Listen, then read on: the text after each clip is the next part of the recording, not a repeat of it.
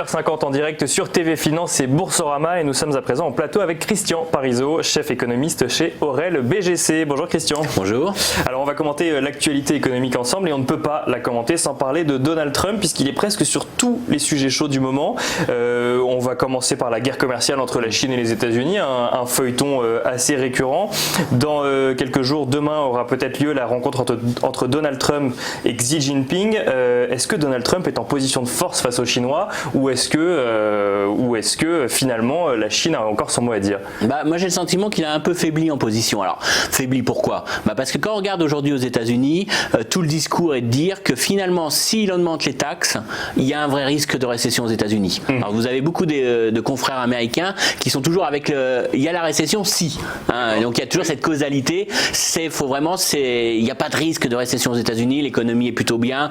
Il n'y a pas d'indicateur vraiment très dégradé. Mais par contre, c'est un véritable risque. Ce qu'a dit M. Powell aussi. S'il y a ce risque-là, on va agir. Donc ça veut dire que c'est pris très au sérieux. Et il y a vraiment une montée en puissance. Alors M. Trump nous a dit hier, c'est l'économie chinoise est par terre. Ils vont avoir l'accord. Oui. Mais on sent que quand même derrière, il y a eu des retours. Et puis il y a quelques éléments de faiblesse, quelques signes de faiblesse. Là, il a indiqué qu'il voulait monter les taxes seulement de 10% et non de 25% sur les 50% qui restent. Et c'est pas pour rien parce que dans les 50% de biens chinois qui sont pas encore taxés, c'est essentiellement des biens de consommation. Et on a eu des entreprises américaines qui ont communiqué assez largement en disant voilà, ces taxes, on va le répercuter, on le répercutera sur le consommateur américain. Je vous prends un exemple, HP, Dell, etc. Ils ont dit que s'ils montaient de 25% les taxes sur les tablettes, les ordinateurs portables, les smartphones, ça augmenterait les prix à la vente de 19%. Donc c'est-à-dire pouvoir d'achat. Voilà, donc 19%, ça impacterait directement le pouvoir d'achat de ses électeurs. Et donc là, on le sent que cette approche des élections, voilà, faire pression directement sur très clairement, sur le politique. Oui. Voilà, très clairement, il n'est plus dans l'idée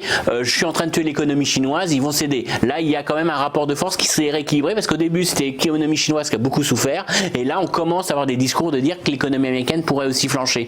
Donc, je pense que le rapport de force c'est beaucoup plus équilibré, d'où M. Trump qui est moins peut-être, alors toujours la même chose, il est agressif dans les paroles, mais il est beaucoup moins dans les actes puisqu'il parle seulement de 10% de hausse. Et puis surtout, l'actualité de ce matin, les quotidiens chinois qui nous disent qu'il y aura l'annonce d'une trêve. Et donc, on voit que l'administration américaine est prête aujourd'hui à mettre une pause, à négocier. Et la trêve, elle a été obtenue par les négociateurs chinois. C'est-à-dire que c'est pas l'administration américaine. La trêve, ça serait le fait qu'on gèle véritablement, qu'il n'y ait plus de hausse pour l'instant, le temps des négociations. Donc, on voit qu'il y a quand même une petite avancée. Il n'est pas tant en position de force que ça, finalement. Et même Steve Mnuchin, qui déclarait hier que l'accord était trouvé à 90%. C'était quoi? C'était de la communication ou c'était une main tendue en plus vers... Je sais pas si ça veut dire grand-chose parce que souvent c'est 10% qui restent qui sont compliqués. C'est pas la première fois qu'il le dit. Voilà, c'est pas la première fois. Mais puis en plus, on peut se dire que ça veut dire qu'il y a vraiment 10% où il y a vraiment des points de désaccord.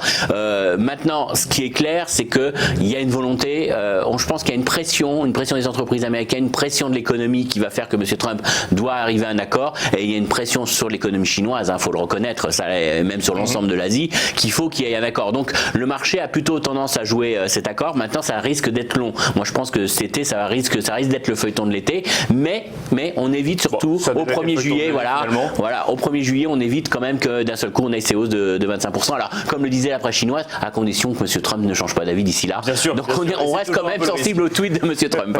Alors, et donc ça, c'était sur l'impact aussi sur l'économie américaine. C'est vrai que depuis plusieurs mois, quand même, on entend des voix s'élever disant que cette guerre commerciale commence à avoir un impact sur l'économie mondiale, quelque chose qui a toujours été réfuté par les États-Unis. Donc là, finalement, ils commencent à dire il faut peut-être qu'on fasse machine arrière parce qu'on va peut-être un petit peu trop loin.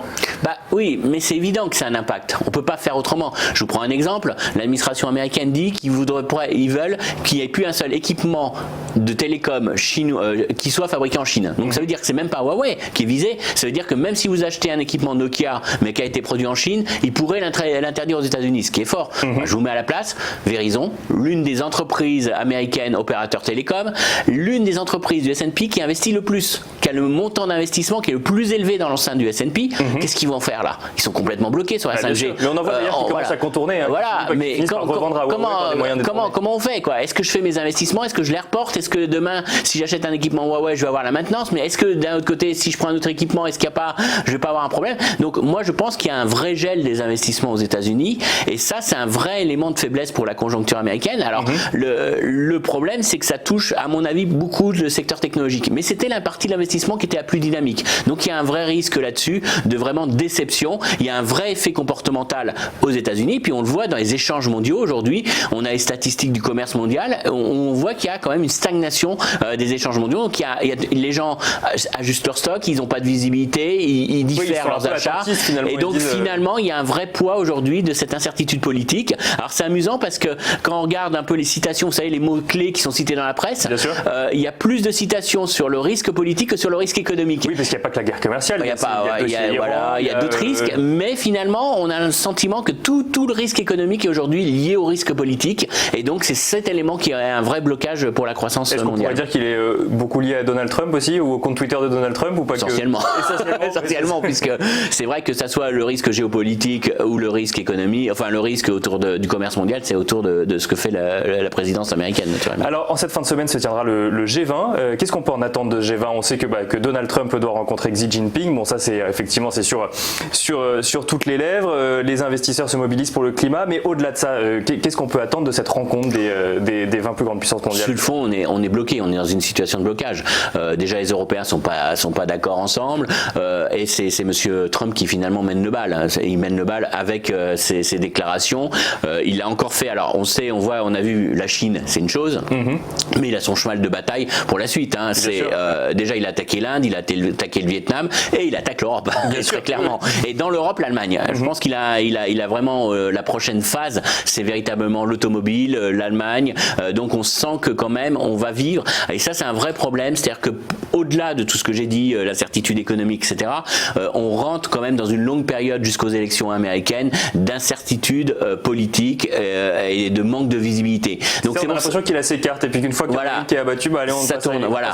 Et donc ça veut dire aussi qu'il va falloir s'habituer. Ça, c'est un vrai élément à mon avis qui va peser sur la valorisation des marchés, qui va caper quand même un peu les marchés, sans être un facteur de baisse, parce qu'on voit qu'on peut résister, on espère toujours qu'on sort par le haut, mais c'est un vrai élément aujourd'hui qui va peser sur la valorisation. Alors un mot supplémentaire sur l'Europe avant de passer à la baisse des taux. L'Europe, donc du coup d'abord la France a été attaquée sur le vin. Enfin avant il y avait les produits agricoles, ensuite la France a été attaquée sur les bouteilles de vin. Maintenant c'est l'Allemagne avec l'automobile. Et quand on se balade sur le compte de Donald Trump, il a tweeté pas plus tard qu'il y a 2 jours qu'il proposait à l'Europe de faire un vrai marché de libre-échange en enlevant toutes les barrières et toutes les taxes à l'entrée et à la sortie. C'est de la provocation ou c'est... Non, je pense que c'est comme toujours, il frappe fort et puis après il dit venez, on va négocier autour d'une table, et on va faire une négociation. Voilà. La seule chose qu'il a aujourd'hui, il attaque la France parce que le gros problème, il a un problème, c'est qu'il peut pas taper que sur l'Allemagne.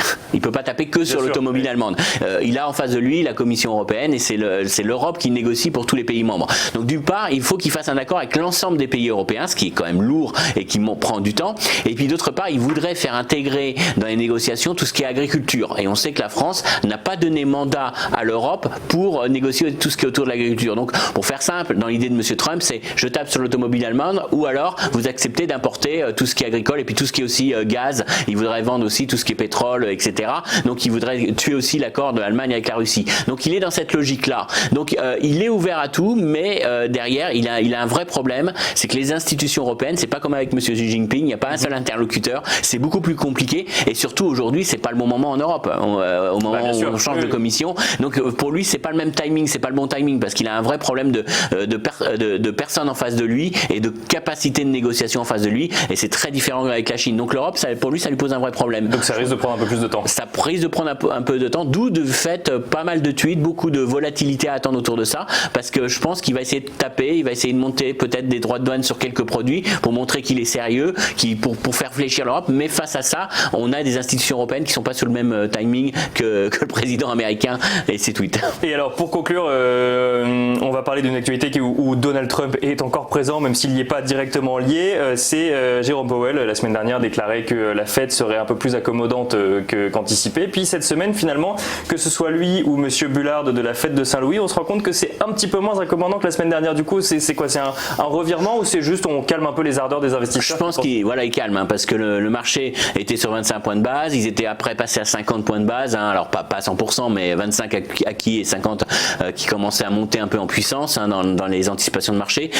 Ils veulent quand même calmer, parce que première chose, ce qu'il a dit, mais ce qu'il a voulu répéter et bien mettre en avant, c'est qu'il manque de visibilité. C'est-à-dire que le gros problème qu'il a, c'est si ce week-end il nous dit ça y est, l'accord commercial est fait, on enlève une grosse source d'incertitude. Et donc dans ce cas-là, ils n'ont aucune aucune raison de baisser les taux. D'un autre côté, il peut pas dire non plus, je vais caler ma politique monétaire à ce que fait Monsieur Trump. Bien sûr, surtout qu'ils ne s'entendent pas si bien que ça. Voilà, on va dire qu'il y a un peu de différence. Donc c'est très compliqué leur position parce qu'il parle d'incertitude, il peut pas dire. Donc je pense qu'il a calmé un peu les anticipations. La Banque centrale agira. Il veut vraiment donner l'image. On est en filet de sécurité. On va pas laisser l'économie américaine tomber en récession. On interviendra. On fera en sorte que véritablement on ne soit pas dans le scénario le plus dramatique en cas de choc. Mais d'un autre côté, on va pas faire ce que j'appelle free lunch. Je vais vous donner tout ce que vous voulez pour vous faire plaisir. Répondre tout de suite au tweet de Monsieur Trump. Répondre tout de suite aux anticipations de marché. Et puis derrière, vous baissez les taux. Donc je pense qu'ils essayent un peu de recentrer un peu tout ça pour éviter finalement qu'ils donnent l'impression d'être soit à la botte de Monsieur Trump, soit à la botte des marchés. Donc ils ont un petit peu, il a un petit peu limité un peu ses anticipations. La Fed reste colombe, elle reste très accommodante. Maintenant, faut pas lui demander non plus d'agir de manière trop préventive. Ils laisseront quand même un petit peu l'économie se dégrader. Ils vont pas réagir avant qu'il y ait des signaux vraiment d'économie, de faiblesse de l'économie. Alors c'est un filet de sécurité, mais il a quand même un peu de trou quand même. On va dire, on laisse quand même voir un peu comment va se comporter l'économie. Et il faudrait quand même quelques indicateurs un peu négatifs pour que la Banque centrale agisse. Les chiffres de l'emploi qui seront publiés sur le mois de juin seront déterminants à mon avis pour la réaction de la Fed. Si les chiffres de l'emploi et les créations d'emplois rebondissent, je pense qu'ils vont temporiser derrière en disant bon, on va attendre quand même d'avoir plus d'indicateurs. Merci beaucoup Christian Parizeau. On aura commenté l'actualité économique et surtout finalement c'est Donald Trump qui aura défrayé la chronique. Merci pour cette analyse et je rappelle que vous êtes chef économiste chez Aurel BGC.